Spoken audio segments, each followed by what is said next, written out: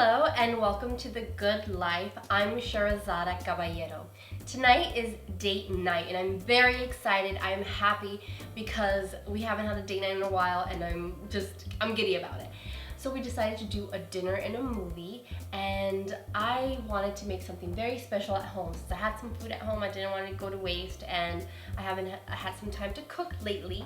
So I'm gonna make a butternut squash soup to start. I love butternut squash. What I don't like about it is making it. Just making the soup. It looks daunting. You look at this thing, you're like, how the hell am I supposed to make a soup out of it? But I'm gonna show you how to do it, and it's gonna turn out great, and you're gonna love it. And not only that, but one of my favorite dishes, and I know that my husband loves this, is portobello mushroom tacos. These are my favorite. They're meaty, they're delicious, they're juicy, they're tasty, and they're tacos, so you can't go wrong. And portobellos is so good. So I'm gonna show you how to make nice portobello tacos with the zesty cashew cheese dressing that's gonna drive everyone wild. And also, just for the hell of it, I don't typically do desserts, but today's a special day. I am gonna make peanut butter cookies. They're gonna be flourless, they're gonna be eggless, and they're going to be delicious. So let me show you how to get started. Let's get this party started. Now, before I even get to the soup, before I even get to cutting this thing, I'm going to turn on the oven to 350 degrees just because we want to roast this, we want to get this done. This looks daunting. You don't even know how you want to get started, but just take it with a grain of salt. You can cut it. It looks like you're not going to be able to. Look how pretty that is. That's gorgeous. Look at that color. But you can. So you don't even have to worry about washing it necessarily because you're not going to be using the skin. Oh, look at that. Just cut both ends and look at the color. And now some people like to cut it halfway. That's what I'm gonna do. Just cut it halfway. Make sure that I get everything. Ooh, halfway open. It smells great. Let's see how this thing looked. Wow, it's easier to cut than a pumpkin. Look at that color. It looks really pretty. So I'm gonna take those out. You don't want to have any seeds inside while you're roasting it. So just taking these little suckers out.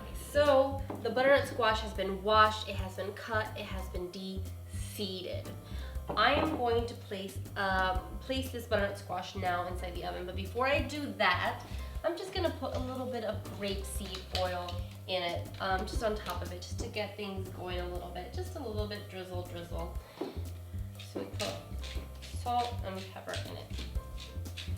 At the halfway point, I'm going to add salt. Let's see, a little bit of salt, a little bit of pepper, and then I'm also going to add a sweet potato. Get it cooking around the same time. I'm just going to put little chunks like this. Just get them roasted in there. Dice them up a little bit so it won't be that hard. Yeah, we're adding diced potatoes, sweet potatoes to the butternut squash. You can add ginger to it. Oh my god, if I had some ginger. I was sick this last week, so I used up all my ginger and making like ginger tonics and all that stuff, the little elixirs with onion and stuff to help cure my cold naturally, which it definitely does help, by the way. So I don't have any ginger, but if you have ginger at home, use the ginger.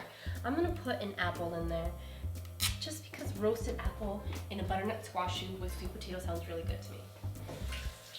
And I'm gonna make this very delicious. So I want my husband to be happy. And whether it's for you or somebody else, be happy while you're cooking it. Be happy that you decided to make a delicious dinner at home that, no animals had to suffer, and you're gonna feel great, it's gonna taste delicious, and why not? This is just a healthy alternative. You don't necessarily have to be vegan. You could just do it every once in a while you know, every once in a while, if you want to have some form of veggies and fruit and, you know, delicious, nutritious food, why not?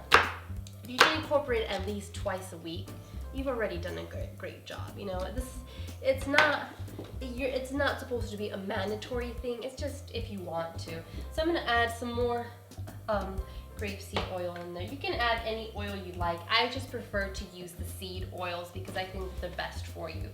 And they taste really good. They don't have like a strong taste of anything necessarily. They just bring out the flavor of whatever fruit or vegetable you're cooking. So I have this ready. I got my butternut squash, I have my sweet potato, I have some apple in here, and I'm gonna roast it. Just let it roast until it gets soft. For some people at 350 degrees, it should take less than an hour, maybe even at 30 minutes it will be done. It shouldn't take that long, so I'm just gonna stick it in the oven. While I have that cooking, I wanna get started with my cookies. So I'm just gonna clean this mess up and get started on these cookies. Now, I've tried a lot of different recipes for cookies, and I just love flourless because it's so easy and it's so good, and it doesn't taste too, like I've noticed, if you stop eating a lot of bread, you'll start noticing that it just really is just a filler. You don't really need it. It's not like it's necessary. So I wanted to, with that in mind, I wanted to make a nice peanut butter cookie. So I'm gonna go ahead and scoop out a cup of peanut butter. You can use any brand of peanut butter. You can use crunchy, you can use creamy. I like to use creamy. That's just the type of cookie that I want. I want a nice soft cookie. I'm gonna put this whole thing in there. That is about a cup in there. And also what I like to do with my cooking is use things at home that, you know, just random stuff that you have in your cupboard. If you can just have if you have some fresh veggies and vegetables and you want to make something, you utilize different things that you already have without having to take, you know, do a trip to the grocery store. So it saves you the trip. So here you go. I got about a cup, maybe just a little bit over a cup of sugar. That's fine. It's okay. So here it is. I'm gonna add a cup of peanut butter. I'm gonna add a cup of sugar to this.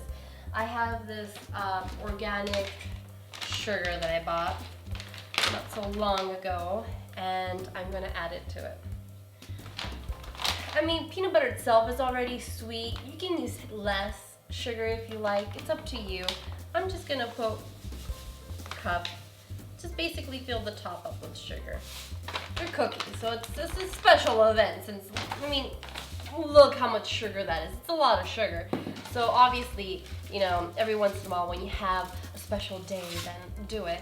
I have some dark chocolate here. We haven't really eaten it. I'm gonna use it. So I'm gonna add it. I know this looks a little dangerous. You have an easier method. Actually, I do have an easier method. I have this right here.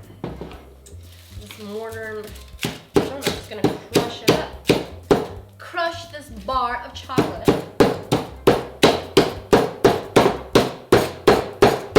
And add it to my cookie mixture.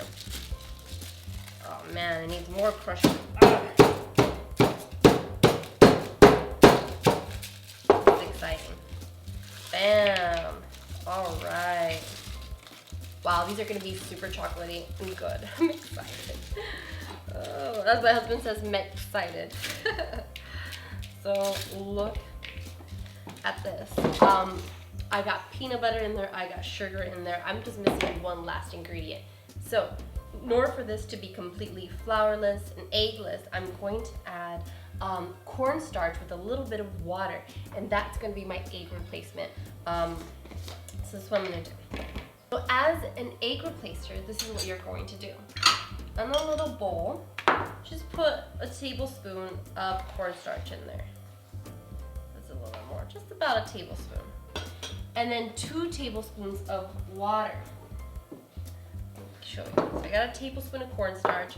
I'm gonna put 2 tablespoons of water.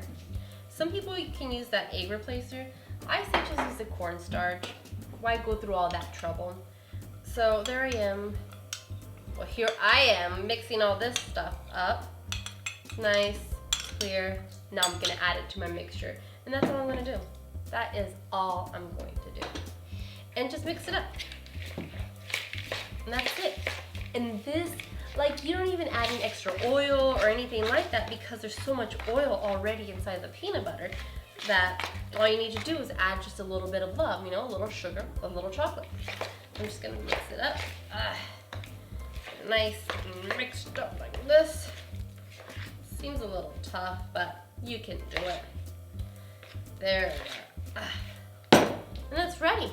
So I'm just gonna grease up my pan, my little cookie sheet. I like using a nice big cookie sheet like this.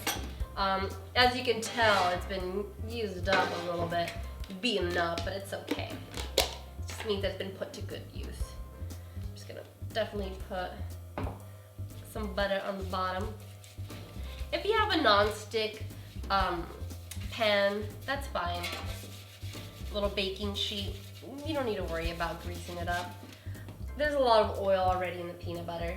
But what I like to do, people do dollops.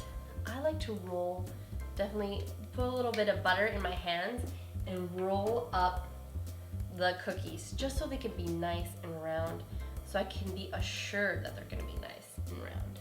Just like that, you have some delicious cookies that are ready to be put in the oven.